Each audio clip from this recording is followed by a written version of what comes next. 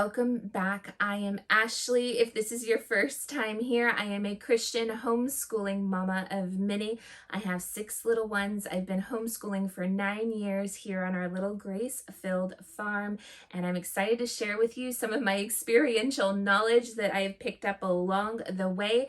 This is the beginning of a series about the what, the why, the where, the when, the how, and the who of homeschooling. And I am so excited to share with you some of the things I've learned along the way. Today we're going to be talking about the who of homeschooling. Who? You, of course. And it's called, can I homeschool? Can you homeschool?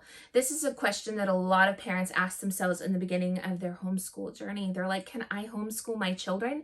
They have these flashbacks to their educational experience in public school and all the different things that went on, all the different components, all the different teachers it took. And they're like, can I do this? Can I do this alone with me and my spouse?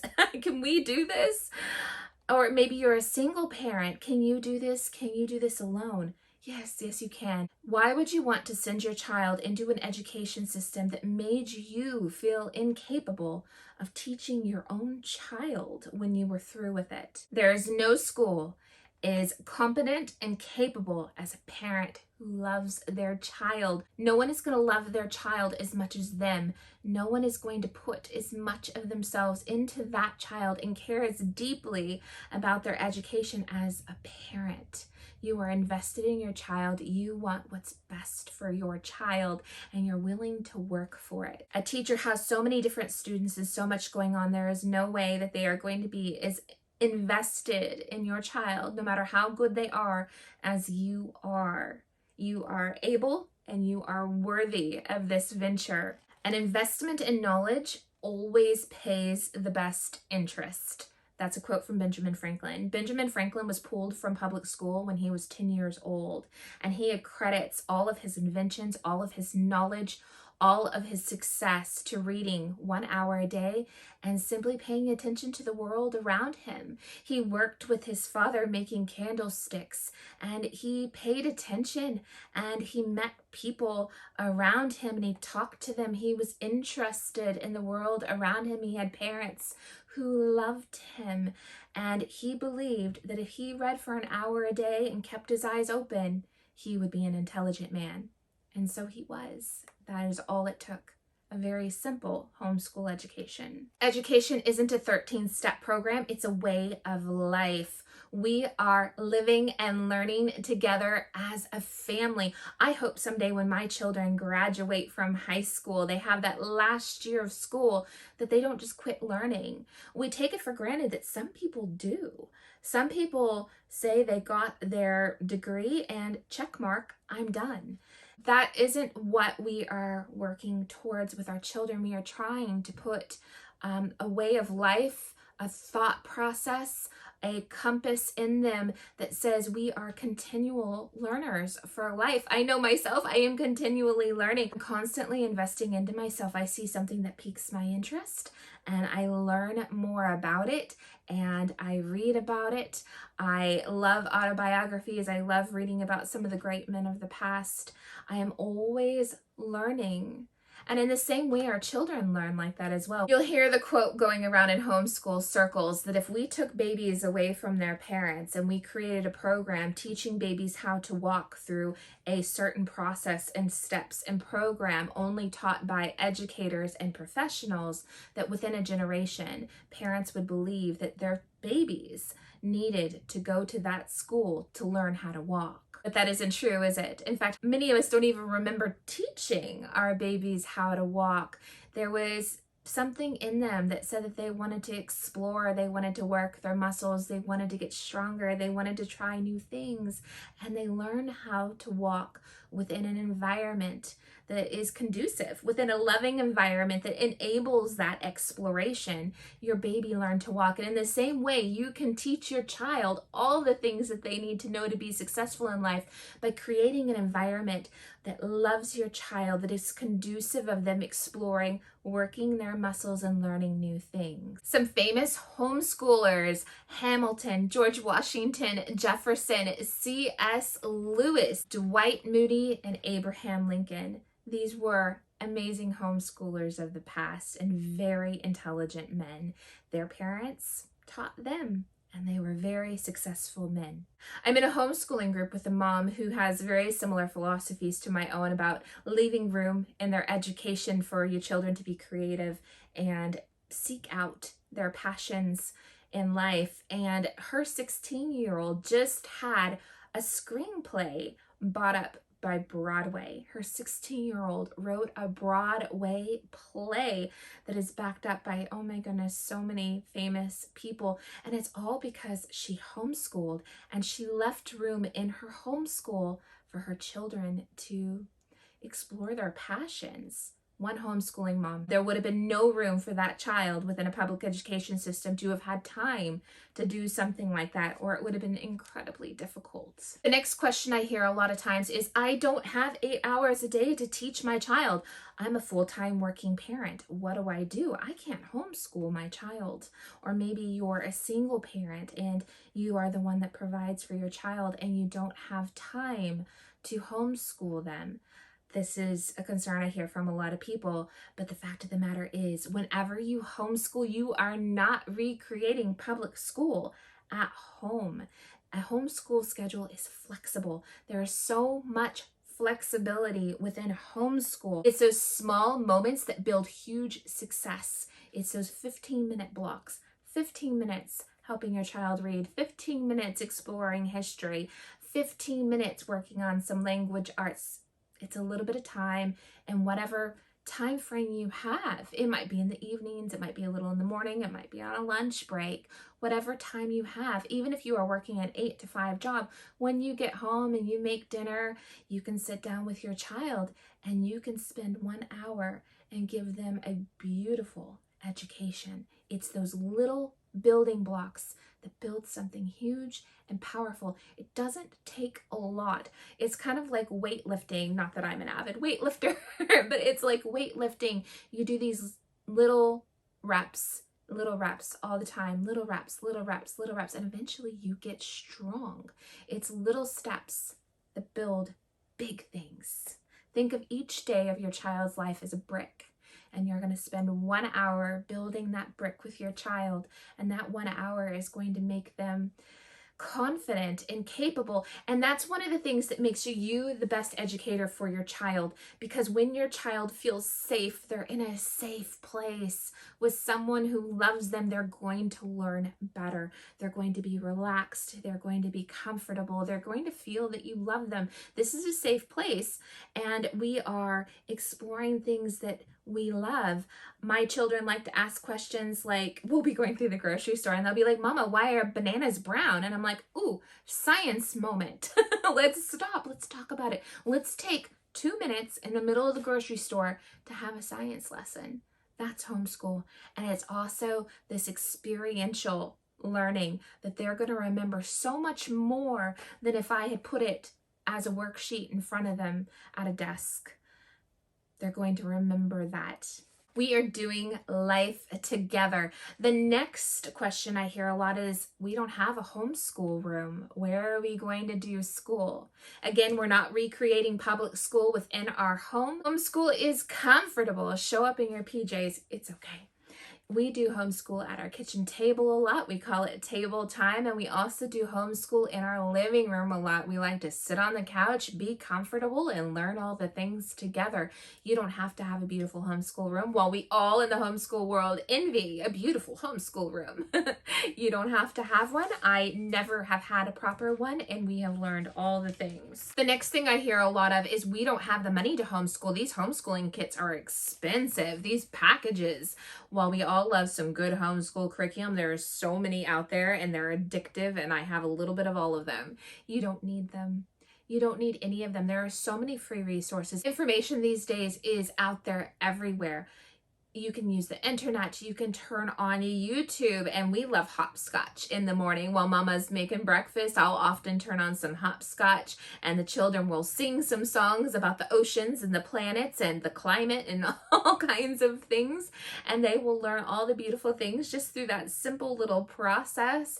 We were at church, and they were having a competition about which child could name all the oceans, and my children raised their hands and answered it correctly, and no one else could. None of the public school students could answer that, and my children knew it, and they were excited about it because they sing it. They sing it while they watch TV, sitting on the couch in the morning while Mama makes them a breakfast.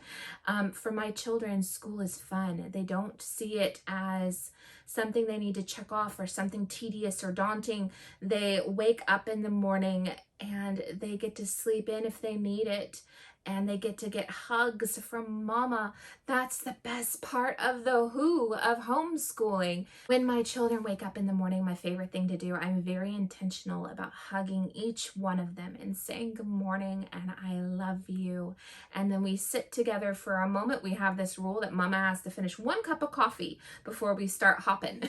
So I sit there for a few minutes and I hold them and I tell them how I love them. They tell me about their dreams the night before, and we talk about them, and we wake up together in this relaxed environment. And then while they sit there and watch hopscotch or something of the sort, I make them a warm breakfast and we eat together around our table. Again, those sibling relationships too, that's another video, but I'm forming something there. I'm forming those relationships that will last a lifetime. I'm forming relationships with my children that will last a lifetime too. I'm not missing out on any moment. When they learn to read, when they finally get that concept, when they learn a new thing, when they're excited to learn why bananas turn brown, I'm there. I got to see it. It was my privilege to see that. And I wouldn't trade that for anything. It's so much more valuable than me having a job outside of the home and them having more things. It's so much more valuable, and it's something they will carry with them for the rest of their lives. Again, it's okay if you work outside the home. Sometimes we have to, and that's okay. You still can homeschool your child. There is a way. Also, if money is the issue, get some of those good Costco homeschooling books. Get some Dollar Tree books. There is books at Dollar Tree about all kinds of math and little history lessons, and just to get your wheels spinning, just to get your feet wet in homeschool. You don't have to buy the $600 homeschool kit. Go to the library, go on a nature walk, read out loud. Reading out loud as a family is one of the best things I have ever done with my children, for them and for myself. Again, learning is a lifestyle. We learn together and we love it. My children are so excited about school because of it, but it's free. And just like Benjamin Franklin said, he accredited half of his intellect to reading 1 hour a day. And they don't all have to be educational books about, such and such history event. They can be just good living books. We'll have a video about that as well. Good living books that I recommend. A good living book is just a book that gets your mind spinning. It is wholesome. It is good. It is of value. There are so many out there. Right now we have tadpoles in the puddles all around our house, and my children are having so much fun studying those little tadpoles growing up. Science is all around us. You just have to go out, ask the questions, Google them, go to the library, find a good book about it. It's all free. I wanted to share with you on the Early Childhood Resource Center website. They quoted a science study that says the evidence has become so overwhelming that social scientists now consider read aloud time one of the most important indicators of a child's prospects in life. Read aloud with your children. It is so good for them. It is so good for you. You will never regret it. You also can find a good homeschooling group in your area to connect with and maybe have lessons together. A lot of them have good weekly lessons that they learn as a group, and that's a lot of fun and a really good resource as well. Children imitate you, so make sure that you are setting that good example. You are the who of their homeschool. If they see you reading a good book, if they see you choosing joy, if they see you reading your Bible in the morning, if they see you not staring at a TV, electronics all day, they will imitate you at some point. They will Learn what they live. I wrote 2 quotes down that I wanted to share with you because I think they're so important. John Dewey is considered one of the founders of our public education system. He said, "If the public schools can keep the children occupied throughout the day with sports after school and homework in the evening, the parents will have less than 1 hour each day with their children, and the family and Christian church's influence over them can be broken in a single generation." He's one of the founders of our public education system. Do you want your influence and your church's influence broken over your children? Because that is the goal of one of the founders of the public education system. J.C. Ryle says, "This is the thought that should be upmost on your mind and all you do for your children.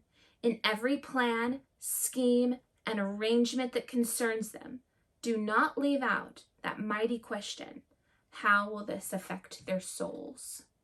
How is your children's education affecting their souls? How is it affecting their mind, their will, and their emotions? Are they encouraged? Are they joyful? Are they glad to wake up each day and be engaged in their day? My children are so happy. I have so many comments about how happy, kind, and intelligent my children are on a regular basis. I have other mothers tell me that my children are a good influence on their children. And I say this, yes, I am partial. They are my children, but they really are good children. They're good children. They love people. They love each other. They love God very much. And this is why. This is why I homeschool. This is why I am the who of their school. And I am so thankful for it. And I would encourage you to be the who of your child's school as well, because it is their soul that is on the line. I heard an illustration once, and I forget the composer's name, but this is a true story. There was a famous composer, and a mother took her son to this pianist concert to hear the famous composer play because her son was interested in piano and she wanted to be a good mama and foster her son's interest. So she took her son, they sat in their front row seats, and she found a woman next to her that she wanted to chat with, and she was chatting with the woman next to her, and then she looked over and her son was gone. Her son had climbed up on stage, and to her horror, he was pecking out chopsticks on the piano, little by little. She was horrified. This expensive piano on the stage at this concert, thousands of people seated behind her, all silence in the crowd now, staring at her little boy, horrified. One of those moments as a mama. And then great hush broke out over the audience as the famous composer crept up behind the little boy, and he wrapped his arms around the little boy and he said, "Don't stop, just keep going." And the little boy didn't stop. He kept pecking out chopsticks. And as the famous composer wrapped his arms around the little boy, he played this incredible melody. He filled in all of the gaps to make this little chopsticks. This little boy was playing into something infamous, something incredible, something that was awe-striking to the crowd. And that, my friends, that is what we are doing with homeschool. We are putting out our best. We are playing chopsticks. We are playing chopsticks out of our passion and our love for our children. And as a Christian who loves Jesus, he is going to come alongside you, and he is going to wrap his arms around you, and he's going to go, "Mama, Dad, Grandma," whoever you are that loves your children, he is going to fill in all of your gaps. So you take your little chopsticks, you peck it out of love and serving your children, and God who loves you is going to come alongside you, and he's going to wrap his arms around you, and he's going to bless your effort, and he is going to help you raise those children in the fullness of God and for the goodness of Christ. This, my friends, is something you and God can do together. Bring him in it and be the who of your child's homeschool. I hope you join me for the rest of this series. I can't wait to share with you all the things I've learned. Until next time, friends, bye.